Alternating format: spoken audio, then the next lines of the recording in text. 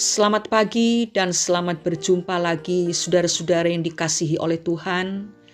Hari ini Kamis 20 Oktober 2022. Mari kita menyiapkan hati dengan baik untuk menerima firman yang kita rindukan sebagai makanan rohani kita. Renungan hari ini berjudul Antara Herodes dan Sakeus. Bacaan firman Tuhan diambil dari Injil Lukas pasal 9 ayat 7 sampai 9 dan Injil Lukas pasal 19 ayat 1 sampai 10. Yang akan kita baca sekarang adalah Lukas pasal 9 ayat 9, demikian bunyinya. Tetapi Herodes berkata, Yohanes telah kupenggal kepalanya. Siapa gerangan dia ini yang kabarnya melakukan hal-hal demikian? Lalu ia berusaha supaya dapat bertemu dengan Yesus. Saudara-saudara yang dikasihi Tuhan, kehidupan dua tokoh penting yang tercatat di Alkitab ini, yaitu Herodes dan Sakeus, menarik untuk diperhatikan sekaligus dibandingkan.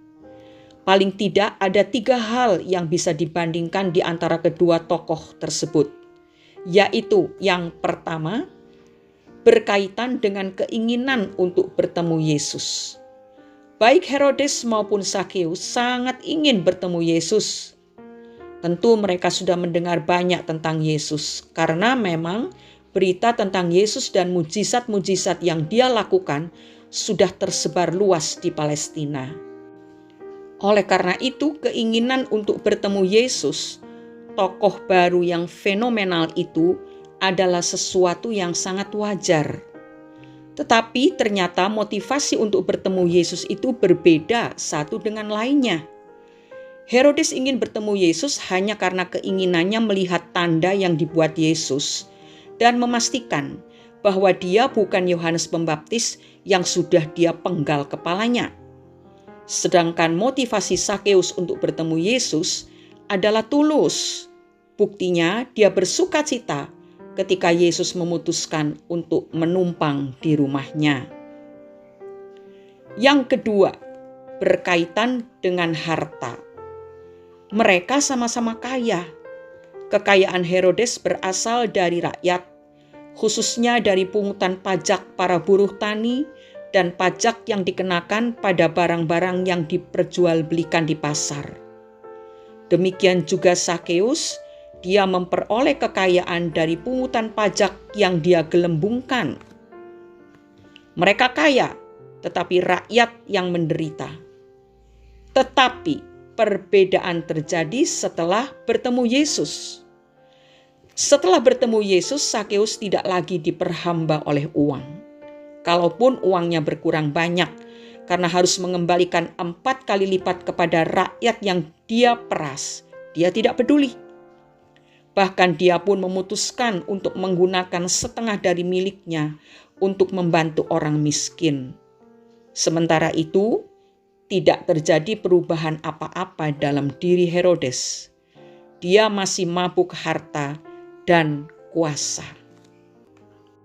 Yang ketiga adalah berkaitan dengan status keberdosaan. Mereka berdua termasuk golongan orang berdosa. Istilah orang berdosa sangat disukai oleh orang-orang Farisi, khususnya untuk menghakimi orang lain. Sebenarnya orang-orang Farisi sendiri telah menghilangkan makna hakiki dari istilah tersebut, karena mereka hanya memandang keberdosaan seseorang dari segi luar saja. Sebab bukankah semua orang telah berbuat dosa dan telah kehilangan kemuliaan Allah?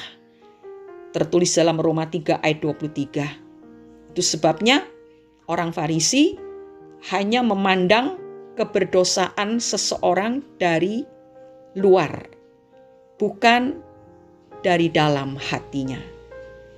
Nah, Herodes masuk kategori orang berdosa karena jahat dan mempekerjakan orang Yahudi secara paksa. Sedangkan Sakeus masuk kategori orang berdosa karena diperhamba uang dan bekerja untuk kepentingan Romawi. Tetapi pertemuannya dengan Yesus membuat perubahan mendasar dalam hidup Sakeus. Bahkan Yesus sendiri mengatakan bahwa Sakeus adalah anak Abraham dan layak menerima keselamatan. Sedang Herodes tetap sebagai orang berdosa yang layak menerima ganjaran api kekal. Dua tokoh penting yang ingin bertemu dengan Yesus, tetapi hanya satu tokoh yang mengalami perubahan hidup secara total. Apakah yang menyebabkan mereka berdua menjadi berbeda? Oleh karena motivasi Sakeus adalah hati yang tulus. Dia begitu rindu melihat sosok Yesus yang sudah sangat terkenal karena perbuatan-perbuatan ajaib, karena kasihnya, karena kemurahan hatinya. Inilah yang menyebabkan pertemuan Sakeus dengan Yesus mengubah seluruh hidupnya. Yang lama sudah berlalu, yang baru sudah datang. Saudara-saudara, kita semua adalah orang-orang yang sudah pernah bertemu dengan Yesus. Artinya sudah mengenal Yesus, sudah menerima Yesus dalam hati, sehingga kita disebut anak-anak Allah. Tetapi mari pagi ini kita koreksi kembali. Motivasi apa yang menyebabkan kita mau menerima Yesus? Kalau dari hati yang tulus, pastilah terjadi perubahan-perubahan dalam hidup ini. Dan kehidupan kita mengeluarkan buah-buah kehidupan yang begitu indah di pemandangan Tuhan dan menjadi berkat buat orang lain. Tetapi kalau motivasi kita tidak benar, bukan dari hati yang tulus, maka tentunya pertumbuhan kehidupan rohani kita atau perubahan hidup kita itu tersendat atau bisa juga macet. Tetapi tidak usah khawatir, kalau saat ini ada di antara saudara yang menyadari bahwa pertumbuhan rohaninya berhenti, tidak bertumbuh, segeralah datang kepada Yesus, akui segala kesalahan dan dosa saudara, maka Dia akan mengangkat saudara dan menuntun saudara, menyediakan Roh Kudus untuk membimbing saudara menuju kepada pertumbuhan rohani yang sehat, sehingga kita termasuk dalam golongan anak Abraham seperti yang Yesus sebutkan untuk Sakeus. Sehingga kita benar-benar berubah sebagaimana Sakeus, hidup yang dulu dan yang sekarang beda. Dan akhirnya dia mendapatkan keselamatan dan hidupnya menjadi berkat buat sesama. Itulah yang harus terjadi atas kehidupan kita semuanya.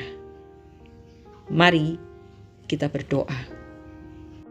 Bapa di dalam surga, Bapa yang sangat baik, kami bersyukur kalau pagi hari ini Engkau berbicara tentang sesuatu hal yang mungkin sangat jarang terlintas dalam pikiran kami. Kami menganggap bahwa hidup kami sudah cukup baik di hadapan Tuhan. Tetapi sesungguhnya pagi hari ini kami harus memeriksa kembali apakah perubahan yang terjadi dalam diri kami ini benar-benar sesuai dengan kehendak Tuhan. Sebab itu kiranya Roh Kudus menerangi hati kami masing-masing ya Bapa, karena kami tidak mau berhenti bertumbuh. Kami tidak mau dikelabui oleh segala pengaruh-pengaruh dunia ini, sehingga kami tidak memperhatikan perubahan-perubahan yang seharusnya terjadi dalam hidup kami, supaya kami tidak kehilangan tempat, yaitu sebagai anak-anak Allah, anak-anak Abraham seperti yang Engkau katakan terhadap Sakeus. Tolonglah ya Roh Kudus, Engkau bersihkan pikiran kami, Roh Kudus membongkar isi hati kami, supaya kami dapat tahu dengan jelas. Mata kami tidak terhalangi oleh apapun juga untuk mengetahui adakah kemacetan dalam pertumbuhan rohani kami. Terima kasih Bapa, kami percaya Engkau sangat mengasihi kami, karena itu Engkau selalu mengingatkan kami untuk memperbaiki hidup kami supaya selaras dengan kehendak Tuhan. Kami tahu kedatangan Tuhan Yesus sudah sangat dekat. Itu sebabnya kuatkan dan mampukan kami ya Bapa untuk segera bersiap-siap, sehingga pada waktu sangkakala itu berbunyi, kami sudah siap dan kami ada di sana. Di dalam nama Tuhan Yesus Kristus kami sudah berdoa dan mengucap syukur. Amin. Kehidupan yang lama sudah berlalu dan kehidupan yang baru sudah datang adalah bukti bahwa seseorang sudah sungguh-sungguh bertemu dengan Yesus. Selamat beraktivitas saudara-saudara. Bersama Tuhan, apapun yang saudara kerjakan, pastilah sesuai dengan kehendak Tuhan. Sebab itu Tuhan memberkati kita semua. Amin.